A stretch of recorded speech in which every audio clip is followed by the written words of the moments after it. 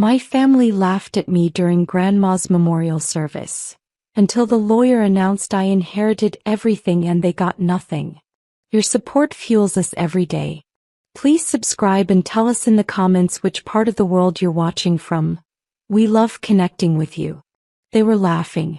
At Grandma's memorial service, my own family was laughing at me.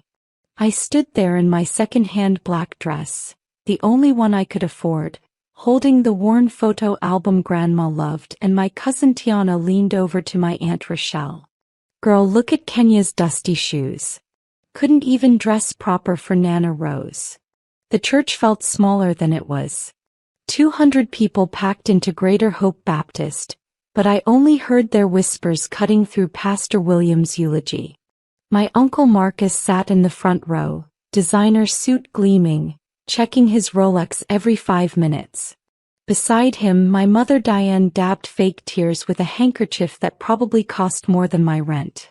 I was 26, working double shifts at Mercy Hospital as a nurse's aide while taking night classes. Grandma Rose was the only one who believed in me. Every Sunday at her house on Oakwood Drive, she'd make her famous peach cobbler and tell me, "Baby girl, you got something special. Don't let them dim your light. At least Nana can rest without Kenya begging for money anymore." My brother Darius muttered loud enough for the entire third row to hear. Laughter rippled through my relatives like a cruel wave. My hands trembled around the album. Inside were photos Grandma kept. Me at 6, gap-toothed and hopeful.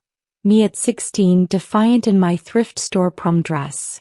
Me last month, exhausted but smiling after my first semester dean's list. She'd written on the back of each one, "Pi Kenya. My fighter." The lawyer, Mr. Chin, sat quietly in the back corner.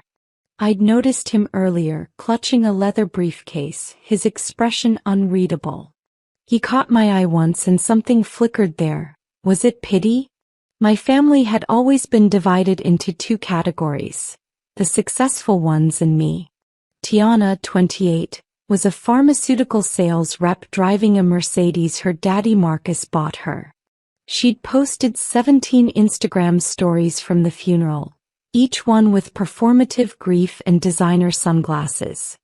R.I.P. Nana Rose #family first #legacy living. Darius, my older brother by 3 years, managed a car dealership. He'd barely visited Grandma in her final 2 years, but today he wore her favorite brooch pinned to his lapel like a trophy. When I pointed it out, he shrugged. She would have wanted me to have something special. Mom sat between them, the matriarch of materialism. After Dad left when I was 7, she'd remarried Richard, a real estate investor who treated her like a prize and me like a stain. They lived in a gated community in Buckhead, while I rented a studio in East Atlanta with roaches and a radiator that banged like gunshots. Kenya always was the odd one, Aunt Rochelle told Mrs. Patterson from Grandma's Bridge Club. Rose tried to help her, but some people just can't be helped. Too proud to accept charity, but not too proud to show up in those shoes. I glanced down. The shoes were scuffed, yeah, but clean. I'd polished them last night for an hour, sitting on my apartment floor, crying so hard my tears spotted the leather. The truth? I'd asked Mom for help once, 2 years ago when my car died and I needed $800 to fix it so I could get to work and school. She'd laughed. Maybe if you'd made better choices, Kenya.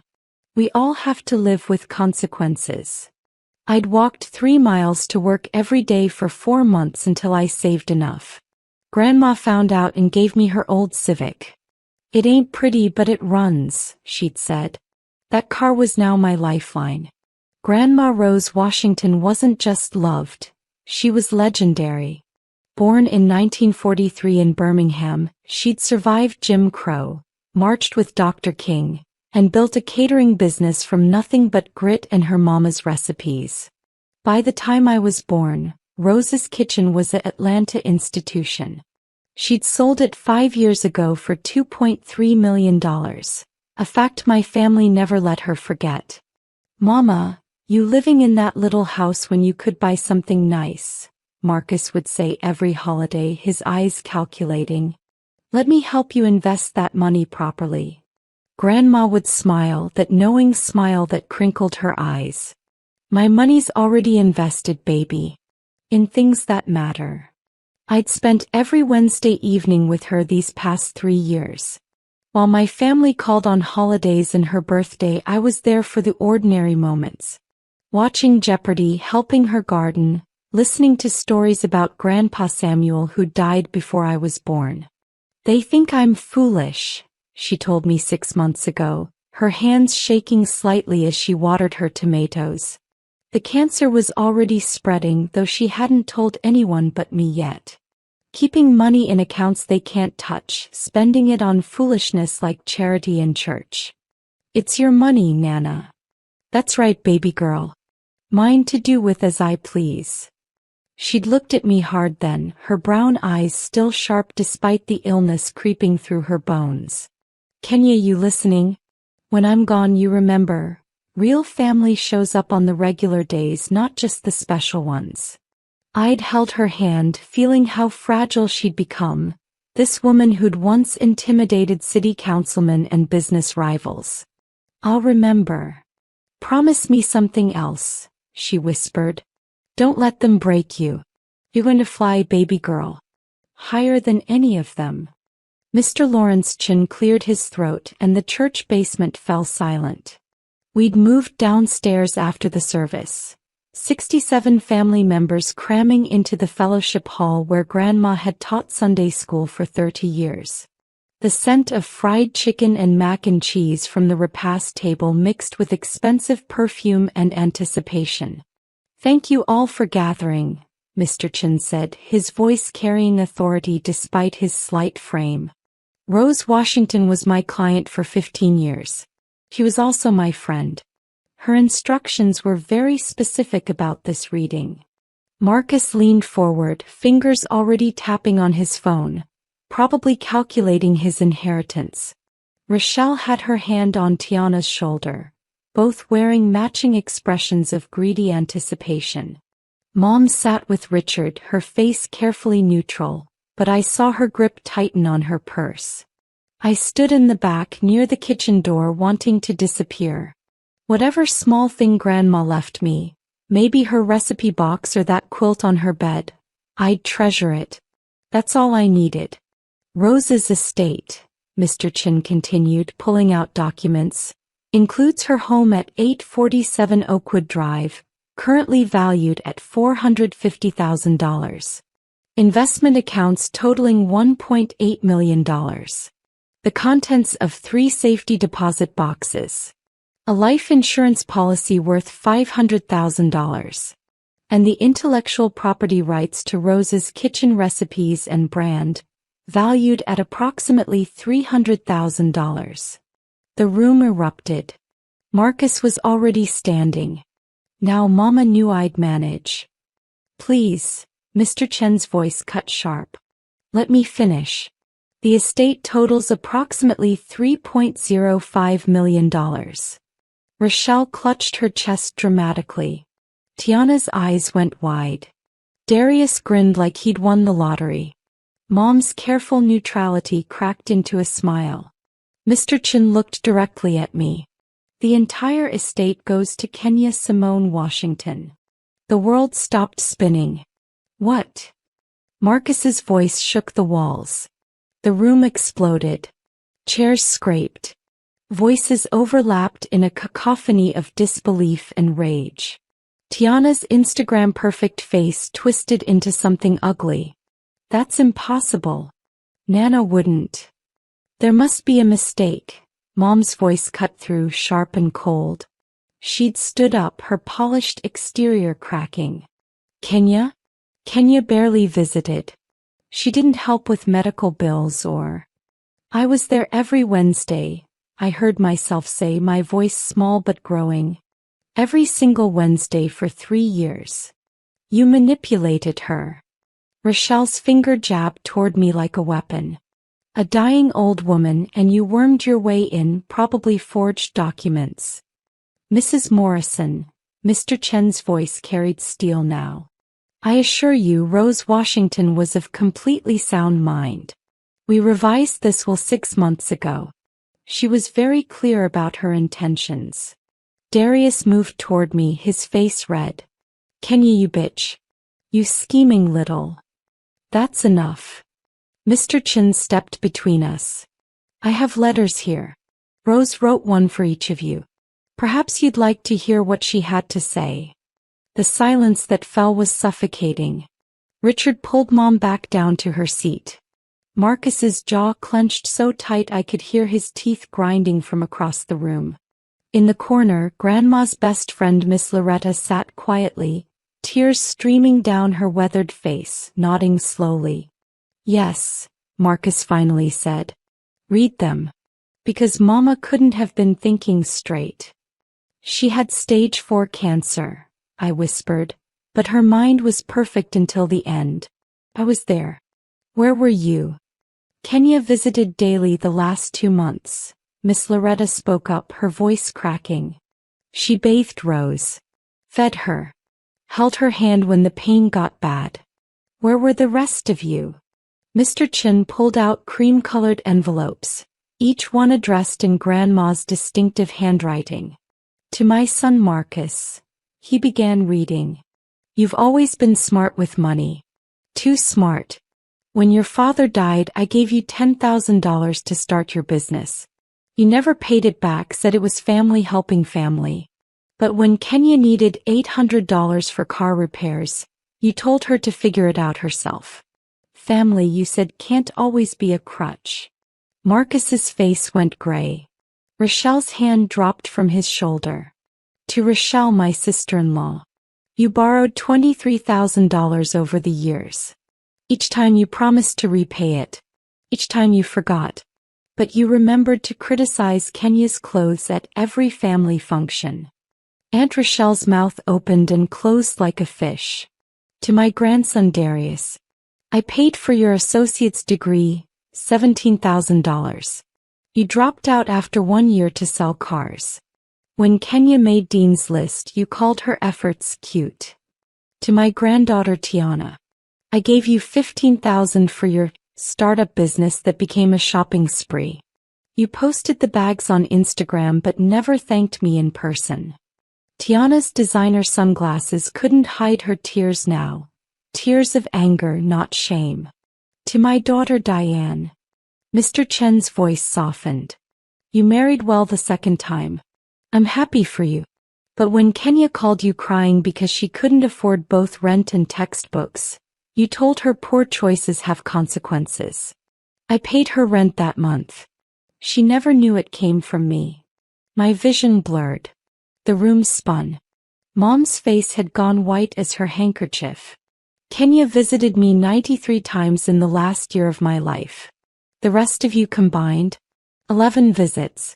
Kenya never asked me for money. Not once. She asked for recipes, stories, time. She poisoned Nana against us. Tiana's voice cracked with desperation. I felt something inside me snap, not break but transform. 3 years of mockery, of condescension, of being the family embarrassment crystallized into perfect clarity. I stepped forward, my voice steady for the first time in my life around these people. Poisoned her? I held her hand while she vomited from chemo. I cleaned her when she was too weak to make it to the bathroom. I slept on her floor because she was scared to die alone at night. My voice rose. Where were you, Tiana? Oh right. In Turks and Caicos posting thirst traps with #blessed. You have no right, Marcus started. I have every right. Mr. Chen, please continue. I want them to hear all of it. Mr. Chen nodded, pulling out another document. Rose also left specific instructions about the house contents. Kenya, she wanted you to know, the photo albums are yours.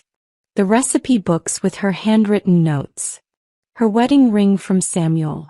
The quilt her mother made. Everything she knew you'd cherish, not sell. We wouldn't sell, Mom began. You sold her kitchen table at a yard sale. I interrupted, my voice like ice. The one Grandpa Samuel made by hand. I saw it on OfferUp for $50 while she was still alive. She cried for an hour. Mom's face crumbled. That was an accident. It was disrespect. All of this is. I turned to face them all, these people who'd made me feel small my entire life. Grandma Rose knew exactly what she was doing. She built something from nothing, survived things you can't imagine, and she saw through every single one of you. Kenya, Darius approached, his tone shifting to false sweetness. Look, we're family. Let's talk about this reasonably. Now we're family? Mr. Chin raised his hand for silence. There's more. The temperature in the room seemed to drop. I wrapped my arms around myself, feeling exposed despite everyone's eyes now looking at the lawyer instead of me. Rose established a trust with specific conditions, Mr. Chin explained, adjusting his glasses. Kenya, you'll receive a monthly stipend of $5,000 immediately for living expenses and school. The bulk of the estate transfers fully when you complete your nursing degree. $5,000 a month. I made 1,300 working 60-hour weeks. My hands cracked from hospital disinfectant, my back aching from lifting patients. The number seemed impossible. If you don't complete the degree, Mr. Chin continued, the money goes to charity, the Birmingham Civil Rights Institute and the National Nurses United Scholarship Fund. Rose wanted to ensure you'd finish what you started. She always did know how to manipulate, Rochelle started. She knew Kenya would succeed, Miss Loretta interrupted, standing slowly, her arthritis making her movements careful. Rose told me 3 months ago, Loretta, that girl's got steel in her spine. She just don't know it yet. This money gonna show her. I remembered that day. Grandma had been having a good day, strong enough to sit in her garden. We'd planted marigolds, her favorites, and she'd held my hand. Promise me you'll finish school, baby girl. No matter what. I promise, Nana. She'd smiled. I know you will. You're a Washington woman. We don't quit. This is bullshit. Darius slammed his hand on a table. We're contesting this. Getting a lawyer. I am a lawyer, Mr. Chin said calmly. And I've practiced estate law for 23 years. This will is ironclad. I made sure of it because Rose knew you'd try exactly this. Marcus pulled out his phone. We'll see about that. Standing there watching my family unravel, I remembered the day I understood how different we were. I was 19, home from my first semester at Georgia State. I'd gotten a 3.7 GPA while working 30 hours a week at Target, and I'd burst into Mom's house excited to share. She'd been hosting her book club, 6 women in expensive athleisure drinking wine that cost more than my grocery budget. Kenya, we're busy, she'd said without looking up. Mom, I made Dean's list. That's nice, honey. We'll talk later. Tiana had been there, fresh from some sales conference. Dean's list? Girl, that's so cute. I made $43,000 in commission this quarter. The women had laughed politely. I'd stood there, my printed transcript crumpling in my sweaty hand, feeling stupid for thinking academic achievement mattered in a family that measured worth in dollar signs and Instagram followers. I'd driven to Grandma's house, not calling first, just needing somewhere to exist.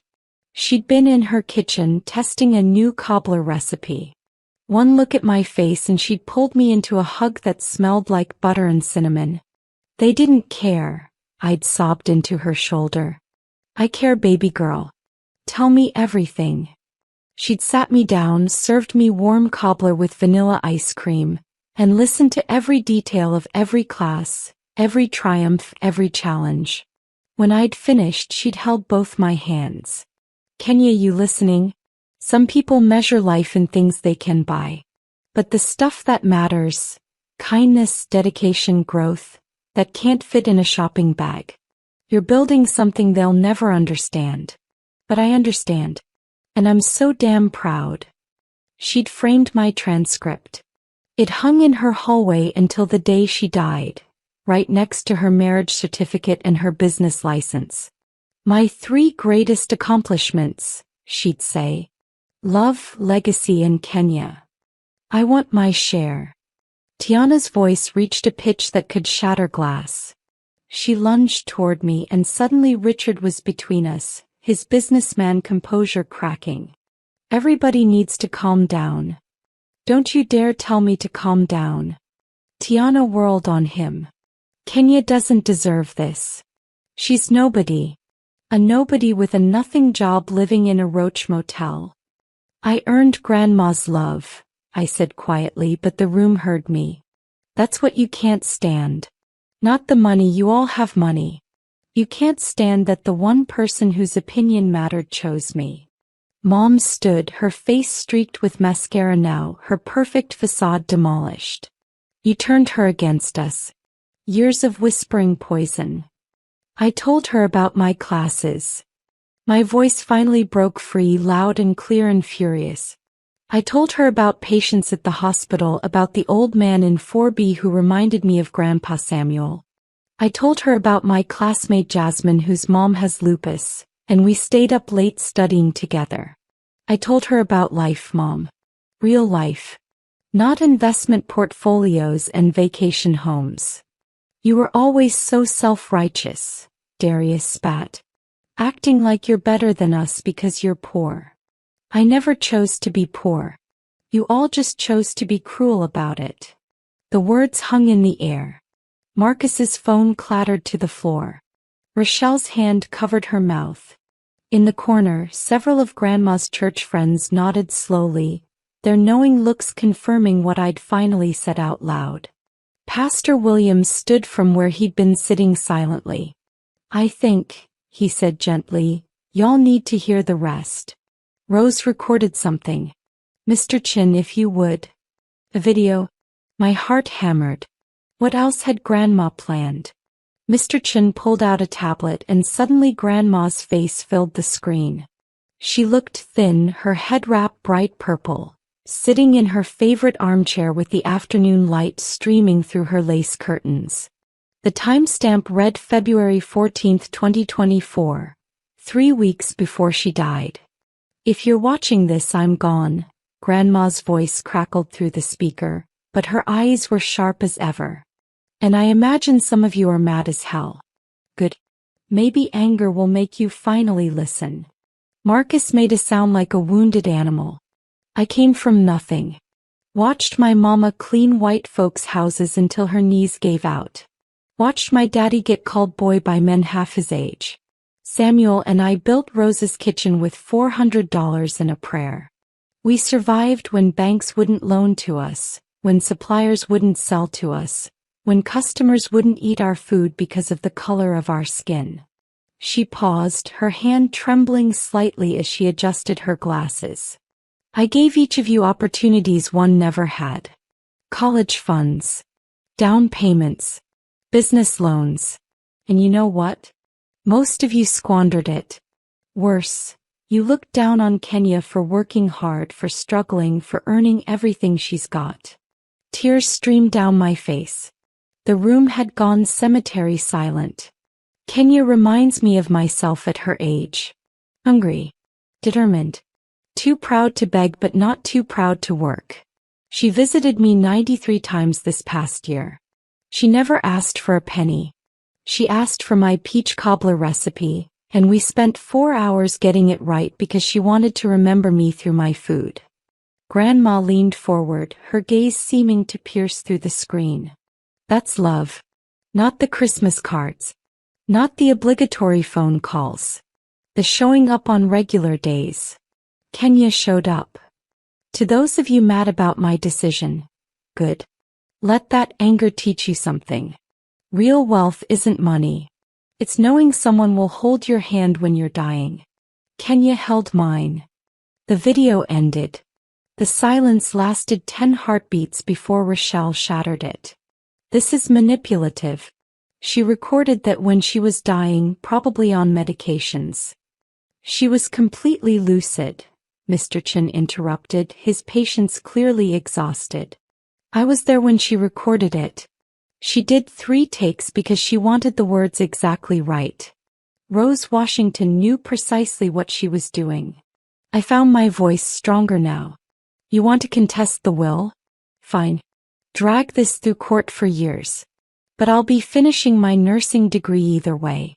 With or without the money, I'm becoming exactly who Grandma knew I could be. Kenya. Mom's voice cracked. She stood, mascara painting her cheeks, her hands shaking. Baby, please. We can work this out. Family shouldn't. Don't. The word came out sharp. Don't call me baby. Don't talk about family. You had 26 years to treat me like family. You chose not to. We made mistakes. Marcus tried, his businessman negotiation voice emerging. But we can fix this. Maybe a settlement, divide the estate fairly. Fairly. I laughed and it sounded like breaking glass. Fair would have been helping me when I was eating ramen for dinner so I could afford textbooks. Fair would have been one of you offering me a place to stay when my apartment flooded last year. Fair would have been showing up, just once, when I called crying because a patient died in my arms and I didn't think I was strong enough for this career. Miss Loretta stood, her voice carrying decades of friendship with Grandma. Rose knew what she was doing. She told me, Loretta, I'm not dividing my legacy among people who'll just waste it. I'm investing it in the one person who'll honor it. Pastor Williams added quietly, your grandmother prayed about this decision for months. She didn't make it lightly or out of spite. She made it out of love. Tiana's voice came out small now, defeated. So that's it? We get nothing. You got plenty, I said. You just spent it. 3 months later I stood in Grandma's kitchen, my kitchen now. The morning light hit the counters where she taught me to make her famous peach cobbler, the secret ratio of sugar and cinnamon that made it sing. I'd kept everything exactly as she'd left it. The strawberry print curtains, the cookie jar shaped like a hen, the wall of photos documenting our Wednesday evenings together. My nursing school acceptance letter sat on the table. Johns Hopkins full ride thanks to the trust fund that also paid off my debts and bought me a reliable car. I'd start in the fall, continuing what Grandma's money made possible, becoming the nurse I'd always dreamed of being. The family had contested the will, of course. It lasted 6 weeks before their lawyer told them what Mr. Chen already had. They didn't have a case. Marcus stopped returning my calls after week 2. Mom sent one text, I hope you're happy. I didn't respond. But Miss Loretta visited every Sunday. Pastor Williams stopped by to check on me. Jasmine, my study partner, helped me start cleaning out the basement, where we'd found boxes of Grandma's old catering menus and business records. Kenya, you should do something with these, she'd said. This is history. I was thinking about it. Maybe a cookbook. Maybe scholarships for nursing students from struggling families. Maybe both. The trust gave me choices I'd never imagined. Standing in that kitchen, I felt Grandma's presence like sunlight. Warm, steady, real. She'd given me more than money. She'd given me validation, armor, wings. My phone buzzed. Jasmine, Dean's List again? Girl, Nana Rose is proud wherever she is. I smiled, pressing my hand against the counter where Grandma's hands had worked for decades. Yeah, I whispered to the empty kitchen. She knows. Outside, marigolds, Grandma's favorites, bloomed in the garden I'd planted. That I was blooming too. Finally seen. Finally valued. Finally free. The family that laughed at me during her memorial service got nothing. But I got everything that mattered. Her love, her legacy, and the unshakable knowledge that I was worthy of both. Some inheritances can't be measured in dollars. But knowing that, that's priceless.